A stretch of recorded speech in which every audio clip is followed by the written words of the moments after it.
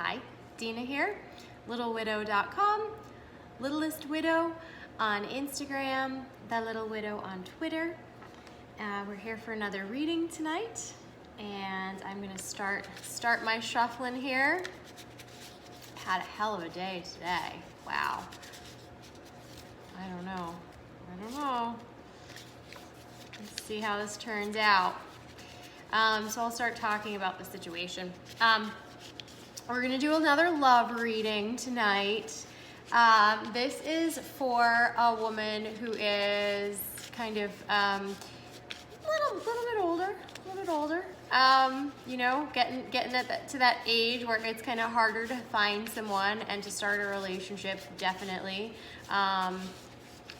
Basically, she was married for a very long time, and then when that marriage ended, she got into a very serious relationship with someone really quickly, and they were together for a really long time. I want to say it was something, I don't remember if she said 11 years or 13 years, but I feel like it was one of those two. So like, we're talking a long time.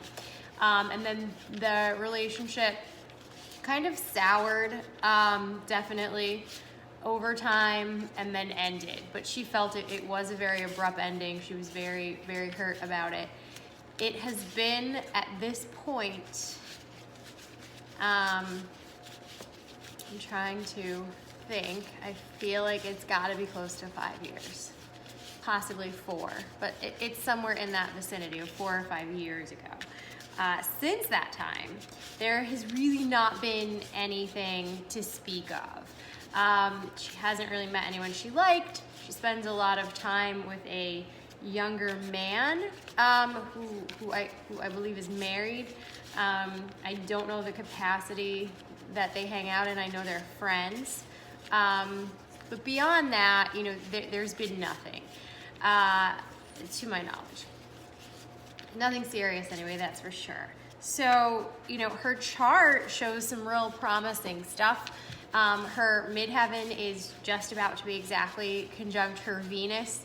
Now, were she in an artistic field or something like that, or were she not, you know, retired, I would, my indication would be that potentially might be some kind of artistic career breakthrough, but she's never worked in an artistic field, really, doesn't work in finance, you know, doesn't really work in any of the Libran fields, and really she is mostly retired at this point. She is a Libra, so, you know, I would say that matters. In any case, anytime one of the angles hits your Venus, I mean, that's something that you have to kind of look at in terms of saying, you know, oh my goodness, here's the possibility for, you know, a major relationship to start. In addition to that, you know, she does have some other stuff happening that just looks kind of major. Not all of it looks super pleasant, but it's always hard to tell, you know, how something's going to work out in the chart. In any case, like there's some pivotal changes happening, and she's hoping that, you know, she meets somebody. So tonight, that's kind of what we're asking. We're going to say, like, what are her prospects? You know, what can we expect to transpire, if anything, in her love life over the next couple months? Same thing as in the reading we did last night. I'm gonna say a couple months, you know, I'm thinking a maximum of 6 months, but we're really hoping for a time frame that's more like a couple weeks to 3 months, I would say. You know, if nothing's happening in that couple weeks to 3 month time frame, then please, by all means, show us if there's something right on the other side of that. You know, if there is something in that 3 to 6 month range instead, then we would love to see that too, just so that we know that something's on the horizon. But, you know, ideally, if it's sooner than that, you know, that's really what we're hoping for. The way I typically kind of look at that is, you know, if there's nothing promising in the near future card, but there's something on that just at the outcome, then I tend to be like, all right, it might be like 3 to 6 months. But if both cards look promising, if the crowning card looks promising, if all of that looks promising, then I'm gonna say like, it's coming, you know, in a shorter amount of time. And then I kind of read the outcome card sort of bounced off of the other positive stuff that's in the, you know, more immediate future that I see.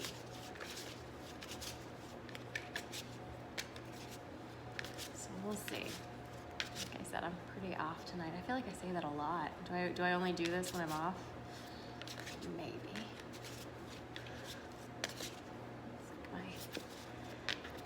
My Mr. Glass superpower. All right.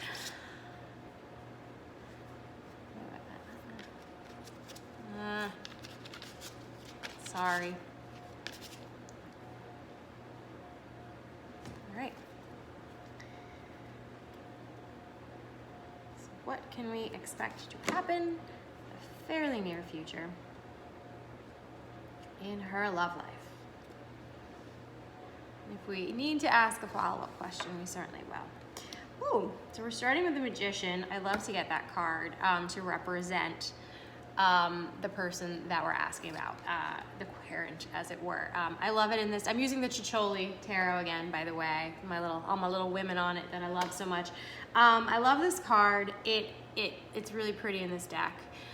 Basically, the Magician is kind of like when it represents you, it kind of puts the ball squarely in your court. You're manifesting, you know, you're manifesting your life. It's in the environment of the Knight of Cups. That is another very positive card so far. What is crossing us is the Page of Swords. Okay.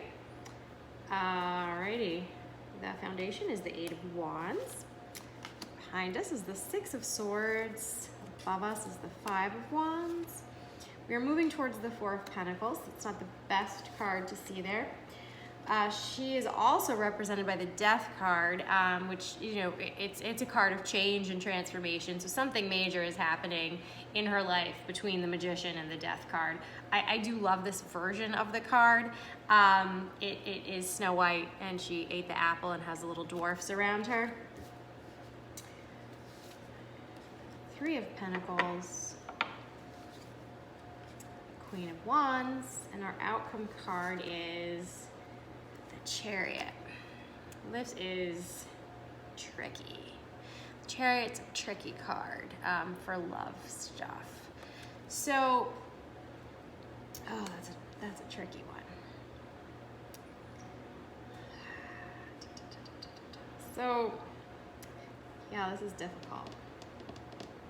So I can definitely see that some kind of transformation is gonna happen. I mean, based on the fact that the two cards representing her are such first of all, they're major arcana, and you know I always say that you pay more attention to a major arcana card than any of the cards with the suits. The Magician and the Death card representing her both show a major transformation. People get scared when they hear the Death card. I mean, look, obviously the name of my website, all my stuff, if you haven't read through any of my blog posts, I lost my husband a little over 2 years ago, hence my little name. I didn't get the Death card ever. So it really does tend to mean a profound transformation. If there are not other cards that are horrifying along with it, I never read that card as death. I'm just gonna put that out there because I think it's the first time it's come up in a reading for us since we've been doing these videos. So I will say that. So it looks like basically, it's interesting. So I typically think of a page as a young person, younger than her younger man is, but in this case, I'm inclined to say that what he is, he's a Gemini, and he stinking talks a lot.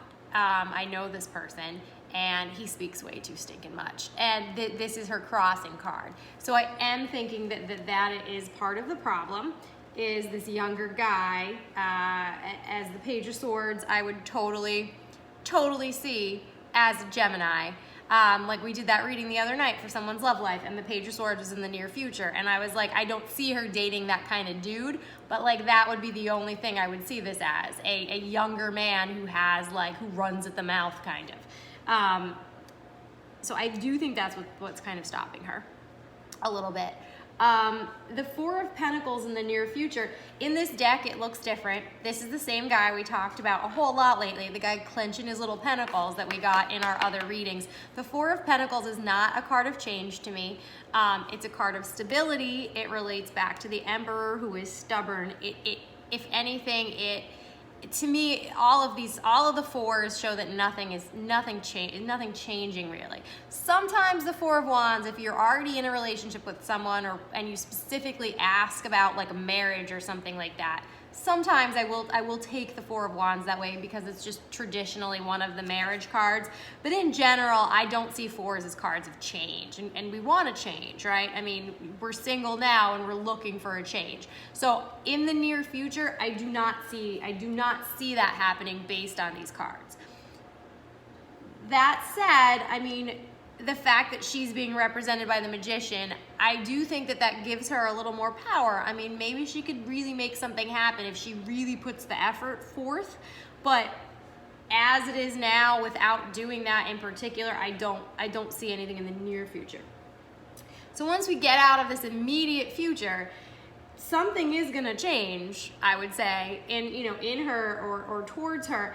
I do have the Three of Pentacles in the environment position here. I mean, again, this deck is weird, you'd never know, but that's a card I always associate with work. A lot of times when I get the Three of Pentacles, I think of it as meeting someone through a job. When I get that in a love reading, if it's in an existing relationship, I tend to think that either work could be causing a problem, or we have to work on our relationship. Maybe we could go to counseling.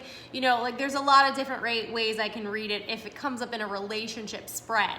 But this woman doesn't have an existing relationship really to speak of. So the fact that this card came up kind of makes me think that it's possible that she might, when she meets someone, it might be through some kind of work. Our outcome card is the Chariot. That is a tough card for relationships. So the Chariot represents movement. In this deck, it is a lady holding a tiny little baby on some kind of toy horse. Again, I don't know why I keep using this weird deck. I just love it so. So the Chariot is ruled by Cancer. So there's a couple different ways, and it is a major arcana card again. So it's exerting its influence over this whole reading, I would say.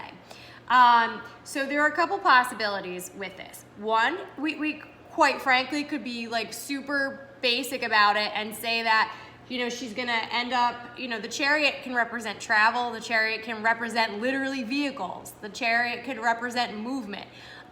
We could say that she might meet somebody and she might do that, via traveling somewhere, or via like a job, or like this job, like maybe she'll be out traveling and she'll meet someone. We could say that she might meet a Cancer. The issue though with the Chariot is sometimes there's one guy on that horse. It's not necessarily, it's a card of conquest, right? I mean, if there's a dude that you want and you get the Chariot and you're asking me, am I gonna get this dude? I would be like, I think so, but if you're single and there's nobody, I think it refers back to the Magician, where it's really saying like, this is squarely in your court. Like nothing is just naturally forthcoming here, unfortunately.